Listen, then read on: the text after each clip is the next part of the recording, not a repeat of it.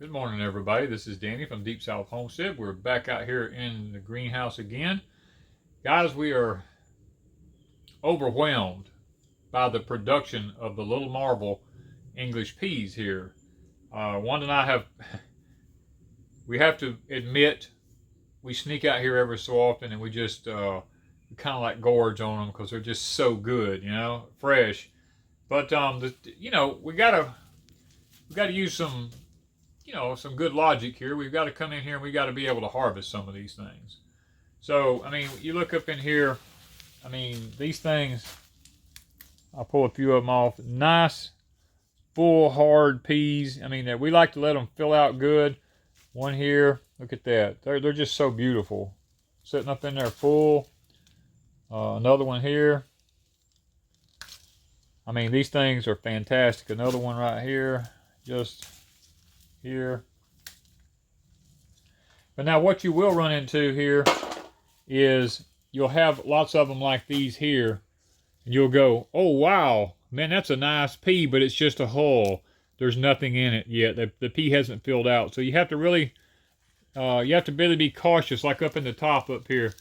See, this one looks like a nice big pea, and I'll just sacrifice this one, but I'll show you. You'll think, man, that big old pea, that's a big, beautiful pea. But when you break it open, that's what you have on the inside. The peas have not matured yet. But they're still good. But now these are what's called, if you want to be honest about it, you go to the store and you buy the little liqueurs. That's basically what these are, just little liqueurs. They're the best tasting. They have, they're like candy when they're that little. But we like to let ours get a little bit bigger than that. Danny just kind of mashes them. I do. I just kind of like take my finger and touch them. If I feel the shell kind of crack a little bit, I just leave them alone because I know that they're not to the consistency. This one you can see. Look, on this one you can see the little beans in there. There's probably 8 or 10 in that one. But now these are not made. A lot of people's going to ask this question. Why don't you just go ahead and eat the hull and all? These are shelling peas. These are not made to eat that way. So we don't go through here picking them like that. Look at the blooms. You look at all the blooms. Look at here. These aren't ready. Even though they look ready, they're not. They're just not there. Now, they're just not full enough for us. We like for them to be really full and tight. But look how many. Everywhere. We're just really, really thrilled. Now, one thing I will say, we are starting to get the powdery mildew in here. Guys, it has been humid. So humid. You see how I can wipe that off? We're getting the powdery mildew in here. We need the fans. It's just so humid. Water is constantly dripping in here because of the heat. And just look how they're loaded in here, guys. Look at all the English. You don't even know where to start. There's so many. They're just, and they're still going. That's the thing about it. Some of them have fell and been over, and we just let them go because we ran out of, we thought this fencing would be tall enough. I thought 50-inch cattle frame fencing would be plenty, but these things have gone all the way up to the 8-foot mark and then fell back down, because you can see some of them here. If I was to straighten these things out, they would reach over the 8-foot, and they've already turned and come back up again. So, yeah, that's how we pollinate. Somebody's going to ask about pollination. We just come in and Plus, we leave the door open on warm days. Warm days, we leave the door open. We do that, yeah. But we got to take our time, filter around through here, and try to pick some. And there's just so many to choose from. You can't get in a hurry. You just got to take your time and just ease through here. Now, we hate to see this powdery mildew starting, because when I see that, that tells me we've only got maybe a couple of weeks left and these will be over. We was hoping that maybe inside the greenhouse we wouldn't have to deal with this, but because it's so hot and humid here all the time, I just don't see any way to get away from it. I can turn the fan on, but that might be it. That's about all we can do is flip the fans on. And guys, we got to get busy here picking, because this is a lot of English peas to have to go through on both sides of the fence, because you can't get it all from one side. Isn't that gorgeous? Ah, beautiful, man, beautiful. Just hanging. I'm sickened by the powdery mildew, though. And you can hear the moisture falling. That's rain.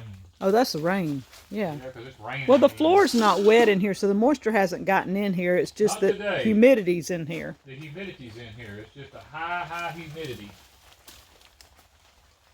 I mean, beans everywhere. And Danny's fixing to fertilize.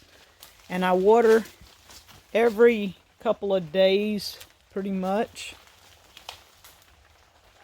These things are absolutely amazing. And none of my plants have come up that I planted my green beans yet. Danny said it was too cool when I planted them, so we're waiting to see if they're coming up or if I've got to replant green beans. But look at this. Just absolutely amazing that we can grow this in our greenhouse. Okay, guys, we're about to finish up here. As you can hear, the rain is starting to come down pretty good now. But before I go, I wanted to tell you guys, I have an English pea manual that I have wrote here. We wrote this back in, I think it was 2018, if I'm not mistaken. Yes, February of 2018, I wrote this manual. Tells all about planting English peas, all about them. It comes with all the information about moon phases, trellises, I mean, what to look for in them, about inoculants, different phases of the peas being grown. We have pictures, and these are pictures all from our place, about canning them, dehydrating them, freezing them, all kinds of things in here about this, guys. Place in the back to make notes and things. It's just about that time of the year here in the Deep South in Zone 8 to where we're getting ready to plant English peas, and some of you all will be a little further behind us. But we have this that you can put in a notepad. I had the company punch it so that it can be put in a binder folder so that you can refer to it and you don't lose it. And we also have one with sweet potatoes. It's made identically to this one. I wrote it in 2016. I'm in the process of writing these different manuals for different vegetables in the garden so that those of us who may be new at this, the things that I've learned over the years. Now, let me say this. This may not follow what you find on the internet. I don't really care. This is not about the internet. This is about what I've learned from my own personal experience. This is a greenhouse. There's nothing in here about greenhouses because this came after the greenhouses came after I wrote this. I'm constantly learning new ways, new techniques that will be implemented in future books possibly. So guys, like I said, all pictures in here came from our place. So none of this has been taken off the internet or anything. There will be a link in the description down below to where you can purchase these. You can go to deepsouthhomestead.etsy.com to purchase these. They're not expensive. I think it's a great addition to anyone's portfolio as far as growing things is concerned. If you live in Zone 8, Zone 7, any of them, this will work for all the zones. It's just that we wrote it for Zone 8. So if you're in Zone 8 or 7 or 9, anywhere in this area, this is a great addition. We've already sold hundreds and hundreds of copies.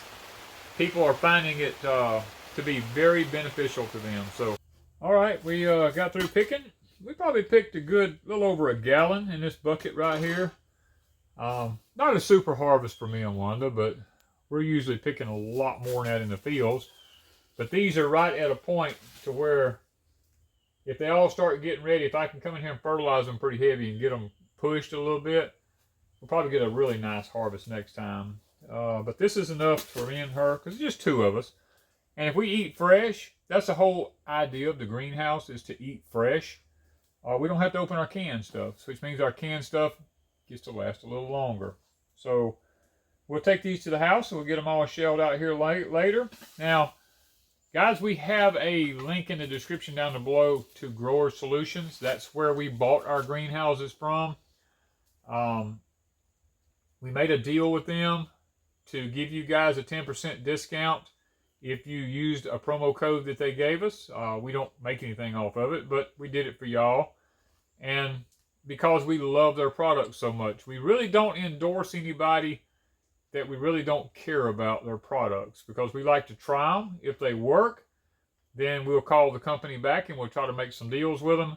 And that's what we did with these. We purchased the greenhouse. We purchased one to start with, and it did so well, we went ahead and purchased a second one, and this one has done so well.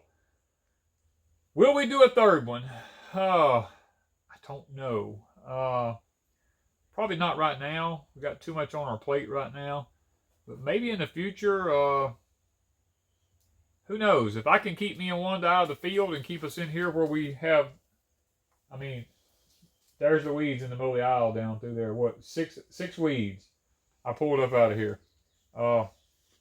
Guys, I can't do that in the field, you know. And look, we're eating English peas January the 22nd. Yeah. That's 2 weeks before we even plant. Normally we don't plant until like the first or second week in February. And we're picking when we would be planting. So that's the beauty of these high tunnel greenhouses, is it's our goal. Y'all have heard me say this over and over and over. We want something on our property that we can walk out 365 days a year and pick something fresh to eat. That is our goal. That way, if the food prices continue to soar, which we don't buy food from the grocery store anyway, but we like to kind of set the bar for people who do buy from grocery stores and just let them know, look, this can be done. You know, you can do this. You know, it's not that hard, and it is so productive. We have potatoes over here that could be dug. I mean, I don't know. You want to dig a potato so we have potatoes with our English peas? Well, that's what I was thinking. You know, I mean, we have... And I got kale. Look at my kale. Look at that. I've been snitching kale every time you turn around, but it's still doing good. No, these are the little bitty fingerlings here. The French fingerlings. These are the French. Was these the French or the white ones? French. These were French? I do believe. You know, I don't... My plants are trying to die, so they're that's trying what to die. saying. I'm going to check one closer to the wall here, and let's just kind of see what... Nope, it's the white ones. These are, that's why I thought these were the white Russians. Wow, look at that. Look at this, guys. Look at here. I know one plant's enough for us to eat. Yeah, so I'm just going to do one plant. I mean, look at this. And these are a delicacy. These things have like a natural buttery taste to them. These are the awesome tasting. The French fingerlings are good. These are too. I was thinking these were the white Russian ones. All right, look what he got off one plant. And I don't know. Let me check the dirt, because you know me. I got to keep checking because I don't trust. You don't get into my other plant. Look at there. No, we're gonna leave the rest of them alone. This is enough for us for a meal right here. We'll add these with our English peas. That's awesome. That's awesome right there, ain't it? One plant. We get to eat fresh today. And yeah. I done the challenge. What are you going to eat fresh today? We're going to have one plant of our potatoes and a few of our English peas. Yeah. And I don't know. We got all kinds of other stuff I could harvest, but for today, potatoes and English peas. We've got carrots out there we can eat. Say we can go get a few carrots, because we got carrots that need to be picked now too. And today's a rainy day. We can't really get out and do anything.